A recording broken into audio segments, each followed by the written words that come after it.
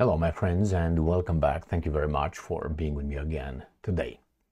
6 topics for this video, and we have Iran dismissing the arrogant, I would say request, but plea coming from some Western countries not to retaliate against their boss, which is the Western countries' boss. And Iran says, what are you talking about? So when your boy, your boss, hits me, you don't plea with your boss. But when I'm about to hit, you plea with me. This is the justice in the Western democracies nowadays.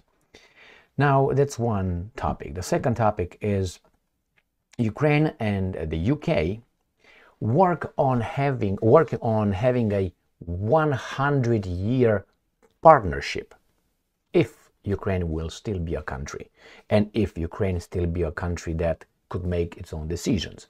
Because if the Russians succeed their little military operation and they fulfill their 4 to 5 goals they mentioned for the unprovoked invasion, then Ukraine and UK will not have the 100-year partnership signed. I guarantee you that.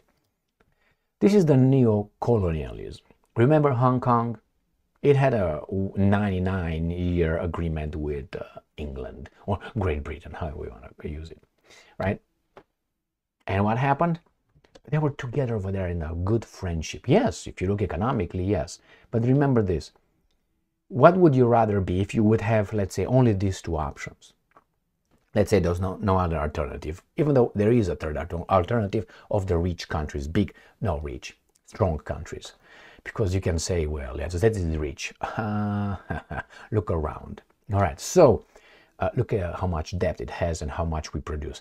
If you have these alternatives, being in a cage, caged, imprisoned, but well-fed, or being a slave, well-fed slave, or being a free person, but, sometimes you're not eating that well. Which one would you choose? I would choose the second option, obviously. Not the first one in a cage, all right? Not that one. I would use the other one where I can make my own destiny, even though sometimes I, don't eat or I don't succeed in certain basic needs that I might have. But hey, that's me.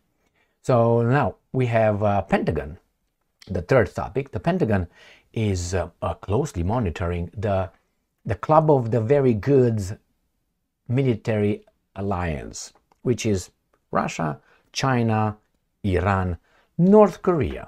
Why? Because you either miscalculated or this is the plan. What other options are? Miscalculated by thinking that you're going to destroy Russia, therefore you're going to go into China, or you're going to be turning the screw on China's cheap resources flow from Russia by owning Russia. Therefore you failed. Russia did not collapse yet. On the contrary, maybe you're going to collapse. Unfortunately, we are going to collapse sooner than Russia. But I don't expect that, because Russia, as the United States of America, have both a lot of natural resources that can, self-sustainable. So they don't need others. It depends how much these guys want to turn the screw on us, the people, with their carbon emission, and they will place taxes, and it will be returning into caves. But we're going to go to work with bicycles. Click, click, click, click, click, click, click. You'll see. That's where these guys are want to take us. The other topic, we have Ukraine's rating downgraded to restricted default. Restricted default. Ukraine has been bankrupt and gone dysfunctional from a long time. Even with billions sent by these guys from our loans taken in our names and our taxes, they're still, remember, the public administration in Ukraine is paid by us without being asked. They took our money and gave it, or they took the loans, or they print the money that we have to pay back with interest for them. Next topic, well, Mr. Kishida, the Prime Minister of Japan, it's okay. Another garbage will come and do the American bidding. He is fired. I'm sorry. He is about to resign. Next one. We're going to find out why this big fight in Donbass and in Ukraine. Not only because NATO is about resources, about power, is about money, financial interest, and so on. Economic interest, obviously. But I'm going to show you lithium. Lithium is very important, and I'm going to give you in tons. Ukraine's lithium, Donbass lithium, and other world-producing lithium-producing countries. So let's start with the beginning. Right there. This article comes from The Telegraph, and it's from 13th of August 2024. Iran dismisses Starmer's plea not to launch attack on Israel, because these imbeciles have no problem with Iran being attacked by but if Iran should, I don't know, do something about it, they would intervene. I told you this story many times, maybe about 4 times so far in my career here with this channel, with this assignment, mental and soul assignment, about that kid beaten up in the schoolyard. He goes, gets his dad comes, grabs the kid, keeps the kid, and his son beats the kid up while this guy holds on it. This is United States of America. The kid who got smacked is that beautiful country in the Middle East, and this is anybody else who dares to hit back or to challenge that son, which actually the son is in charge of the father in this case, because it's the reality of the reverses, or upside down, remember. All right, let's see. Iran has dismissed call for here's a sir right there, Keir Starmer and other Western leaders to refrain from attacking Israel. To continue, they want me to do this. I will find the article in a different one. I thought they were nice. They usually put a little banner here, say, hey, you want to pay us $2 a month. For you, The Telegraph? Are you crazy? I don't pay. You pay me for using you. All right, let me get it from a different place. Ta-la-la. Here it is, of Telegraph via Yahoo. All right, the same thing with this. Anyway, here it is. The Prime Minister and Olaf Scholz, the German Chancellor, spoke to Masoud Pezeshkian, the Iranian president, on Monday, expressing their concern about a regional war if Iran follows through on its threats to attack Israel directly. So there's going to be a war if these guys hit back. But those guys hitting them would not create war. So let them, you don't do anything, because if you do, it's going to be war. The US, Britain, France, Italy, and Germany called on Tehran to stand down in a joint letter. How about Iran tells these imbeciles to stand down in Ukraine? Regional war.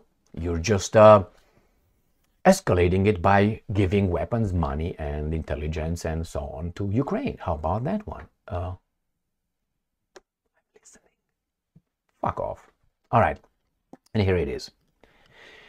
Nasser Kanani, a spokesman for the Iranian Ministry of Foreign Affairs, said, the declaration, I'm quoting, by France, Germany, and Britain, which raised no objection to international crimes of the Zionist regime, brazenly asks Iran to take no deterrent action against a regime which has violated its sovereignty.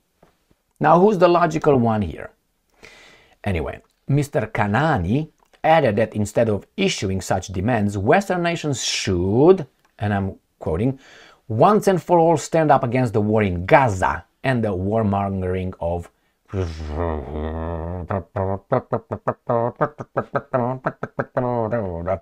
all right, my friends, you got that? That is what the leaders in charge of our countries do on the globe stage, international stage. Right, next one. Let me show you about that and tell you about that partnership. Ukrainska Pravda, 14th of August 2024. Ukraine and UK start working on 100-year partnership agreement. So this is neo-colonialism. That's what's going on the planet right now. Trying to get countries with resources labor force, so they can use them as, remember that bad guy called Adolf? Remember, he said that Germany, because it's so economically advanced, it needs a Lebensraum, like living space. They need, because they're too good, and these baboons are staying on resources. So how about, he said, bad idea, that we take over, let's say, these locations where the baboons, according to him, live, and we're going to make them work for us, and we're going to take their resources because they don't even know what to do with those resources. They're baboons. This is what the bad guy Adolf said. And now we have what? These guys with the European Union taking one by one, and the US taking one by one countries that will put them to work, have them consume, get loans so they can consume, obviously, the countries, or nations, getting loans to make them consume, and then they want Russia for resources, Russia's for work, Russia to eliminate competition, and then go to China and so on. Do you see a lot of difference between that bad dude and the good dudes nowadays? Well, I see a lot of similarities. And if you don't think that's the case, I hope we don't get to see that fulfilling. All right. So Ukraine has officially started negotiations with the UK to conclude an agreement on the transition to a stronger and deeper partnership. This is garbage. It's not going to be a partnership. What are you talking about? It's like the wolf partnerships with the sheep. Okay. The first round of talks took place with the Ukrainian delegation, Ukrainian with Andriy Yermak, head of office of President of Ukraine. So this is like the chief of staff, kind of. It's like a secretary of Ukraine, of President Zelensky. Have you ever heard about these guys getting in, like, United States of America or France or Germany, wherever you live? Have you heard about the chief of staff, not even chief of staff, going in the name of your country, negotiating with another country? That's the foreign ministry's job. Foreign Ministry's job. Secretary of State, State Department. Not this guy, but Andriy Yermak is Zelensky Stein, and Zhmyhal, and remember Reznikov. These guys are in charge of the Ukrainian nation. They defend you because you are impotent in defending yourselves. Basically, that's the signal. Let's have these guys help us with their connections and their pop. Enough is enough. He noted that UK was the first to sign a security agreement with Ukraine and is now the first to work on a historic document of 100 years old partnership. And he was the first one who did what they did with the Balfour Declaration. Remember the Balfour Declaration? Was the first ones who said, yeah, man, we're going to give you someone else's land. Deal? Deal. Give me the money. Hell, there you go. Right? And now you have Gaza. So remember, actions have consequences. Now let's go to the next article where the Americans are concerned and are monitoring something that either it's a consequence of their failed foreign policy, which is a non-foreign policy, because as I said many times before, the U.S. is, unfortunately from 1991, the U.S.'s State Department or foreign policy is based on four tools, and that is threats, blackmail, regime change, and bombardment or invasion. These were the ones. Why? Because there was no other pole or to keep this balanced. And they did, instead of providing the Pax Americana and show that we are the town on the hill, we are special and all that. Remember, special doesn't necessarily mean good. Right? So special, what they do, they said, we're going to take over. This is right now. We'll take over. Russia is dead. China is, we fuel it. So it's good. That's it. And what they do? Well, the Europeans and the Asians are not as these guys thought. They took over Europe. That's no doubt about it. I'm talking about the U.S. interests, or the guys who own United States of America. They took over Europe. Militarily is right there. Economically as well. And most importantly, politically. Those guys who are in charge, they are friends, all right, with the U.S. So what they do? Diplomacy? No. Why? When you have this, you don't need diplomacy. You kick everybody around, you punch them in the nose, and you take their stuff. It's easier, saves time, and don't have to use your brain. You have to be just a baboon. Take it, you're stronger. That's the way we humans are. Look back into history, you're going to find this over and over and over again. They're going to pretend they negotiate with you. But it's like I come with a negotiation with you. I want to take your house for free. And I come to negotiation. I put my, let's say, Colt on the table. And you don't have a Colt. You have only your balls. What are you going to do? Who has more chances to win the negotiations at the negotiation table? I do. That's exactly what happens on the global stage.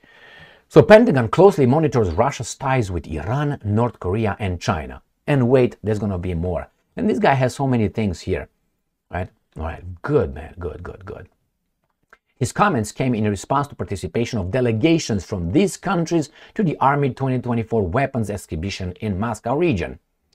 I won't comment on the weapons exhibition itself, but we are, again, closely watching these relationships. Good job. That's a result of your failed or maybe planned foreign relations actions. You up. He expressed concern that Russia is seeking to purchase weapons and ammunition from these nations to support its war against Ukraine. This is something we will continue to keep a close eye on. Keep doing it. It's like you have an ongoing rape and you just keep an eye closed. I'm going to keep an eye on that. It's everything under control. I see you. That's the same with a plan. He just waits. Kids die in infancy, this, that, the criminals are getting away with stuff. But hey, that's the plan. We don't understand, but he's waiting as the crimes as evil goes around because of the other guy. Which is the other guy? I know, China, Russia, you know what I mean? Okay. Let's go to the next article. Ukraine downgraded to restricted default. Well, there's no... And the US's rating was downgraded. The US has so much interest, and we are monitored in the United States of America with our credit scores. And US has what, 130 some percent, how do you call it? Public debt. Debt is like you would have, I don't know, you produce, your income is $100,000, but you have this, and the interest is astronomical. And you have, what, let's say 120, and you lose. So the loans that you have with the interest increases. You still borrow, but you are incapable of paying that. That's the United States of America. But we go and buy something on credit. Hey, what's your credit score? Oh, only 750. Oh my God, I don't know if they keep us like baboons, my friends. They keep us. So let's read a little bit this article. The restructuring will allow Ukraine to reduce its public debt by $8.64 billion and save $22.75 billion in debt payments through, these guys are bankrupt, and they will give them the money from us. The rating agencies consider such transactions to be bad debt swaps because they involve writing off some of the principal and interest, as well as extending the maturity of the bonds. Fitch also downgraded the rating of the US's 750 million euro bond due to 2026 to D, Fitch rating. Highest credit quality, AAA. Very high credit quality, AA. High credit, A. BBB, good credit. Now we got speculative grade, BB, speculative B. Highly speculative, CCC. All right, so this is restricted default. Basically is the last before clear default. The Ukrainian government approved principal agreements with the Eurobonds Owners Special Committee in the amount of 20. Some people make a lot of profits. This is what I would like to make a point here. And we have Sputnik. Prime Minister Kishida, who militarized Japan at US behest, to resign. This phase will go and another one will come. And the same garbage will be in charge. Why? Japan is not an independent sovereign country. It pretends to be, and the baboons over there, they believe it. Some of them. They are still under occupation, my friends, after the September 2nd signing your unconditional surrender on that whatever destroyer was in Yokohama port. You've been as you are. So, pledged to double its defense spending up to the NATO standard of 2% of gross domestic product by 2027 in a US encourage U-turn from decades of strict pacifism. Yeah, but Russia is threatening us. We gotta do something, right? Japanese Prime Minister Fumio Kishida has announced he will quit as leader of the country's ruling Liberal Democratic Party, LPD, amid his sinking approval rating results from the LDP-related corruption scandal, rising living cost and slumping yen. Well, he was in the 23 percentage approval rating since what, 2022. Public support for Kishida's cabinet plummeted to 15.5% last month, another low since the LDP returned to power in Japan in December 2012. Didn't I say in many videos I made before that these guys don't have the imperium? The so-called elected officials who run, like Macron with the 20-some, Scholz in a 30, Biden 40. These guys are running the country in a minority. Don't put again Starmer and others who are unelected, directly unelected officials, and their party doesn't have 51%. So he runs the country with 20-some percent or something like this, 40, 30, not even 40. I can't remember exactly how much, 20-some. He is the prime minister. Well, that's how the rules are made.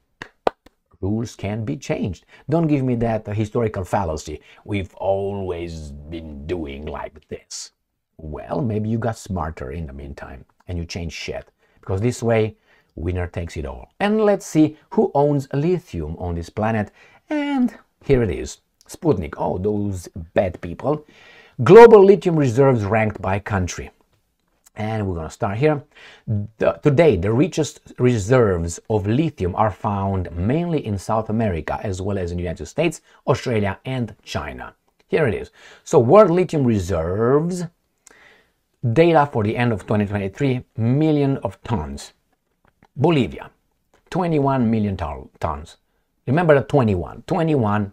Argentina, Milei, the pimp Milei will get Argentina. By his friends' interest who own the United States of America and will own Argentina as well. So 20, right? 20 million tons.